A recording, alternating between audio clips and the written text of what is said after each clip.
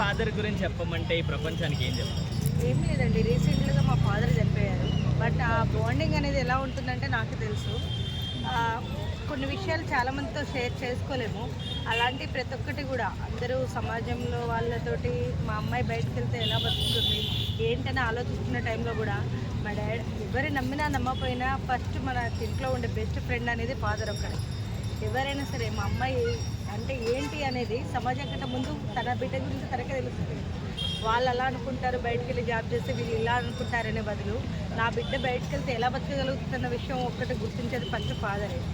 ఏ విషయాన్ని ఎవరికి షేర్ చేస్తున్నా చేసుకోకపోయినా ఈ రోజులలో ఉన్న ట్రెండ్ ప్రకారం అయితే నాకు తెలిసి 90% నా ఫాదరే నాకు బెస్ట్ ఫ్రెండ్ అని.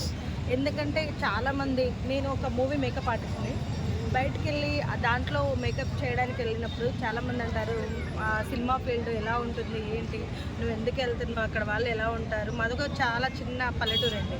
ఎందుకు వెళ్తున్నావు హైదరాబాద్, 10 మంది ఉంటారు, నువ్వు బ్రతకగలుగుతావు అని అంటే, లేదు నా బిడ్డ ఎక్కడికి పోయినా కూడా తనేంటో నాకు తెలుసు, తను బ్రతకగలుగుతుంది అని చెప్పేసి ఇంట్లో నుంచి తన దగ్గర ఉన్న పాప మా డాడీ రోజు కూలి అండి. రోజు మామూలుగా ఏమంటారు సుతారపల్లికి వాటికి ఎక్కిపోతున్నా మా డాడీ డబ్బులు ఇచ్చాడు. ఆ డబ్బులు ఇచ్చి మరీ పంపించాడు నన్ను. ఇక్కడ బతకగలుగుతుంది నా బిడ్డ, సమాజంలో ఎలాగైనా లీడ్ చేస్తుందని చెప్పి పంపించగలిగాడు. ఈరోజు స్టిల్ మా డాడీ నాతో లేనందుకు చాలా బాధపడుతున్నాను. ఇక్కడికి వచ్చాను, సక్సెస్ఫుల్ ఒక మేకప్ ఆర్టిస్ట్గా అయ్యాను.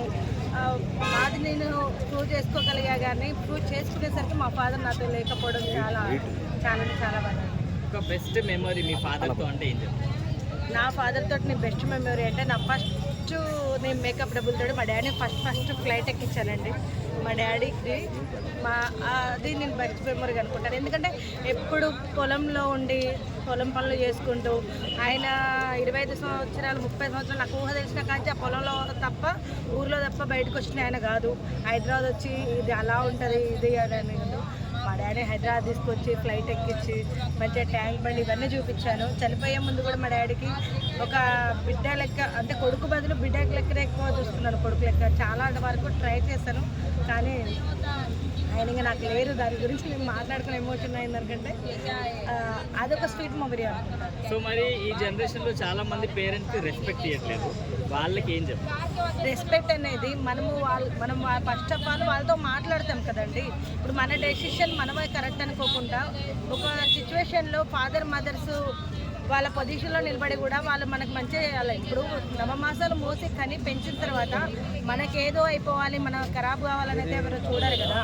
మనకి ఏదైనా సరే మంచిగా చెప్పాలనుకుంటారు. ఒక 20 మినిట్స్ వాళ్ళు ఏం చెప్తున్నారు అనేది వాళ్ళ సిచ్యువేషన్లో వాళ్ళ పొజిషన్లో నిలబడి ఆలోచిస్తే కరెక్ట్ డెసిషన్ తీసుకుంటారని నా అభిప్రాయం.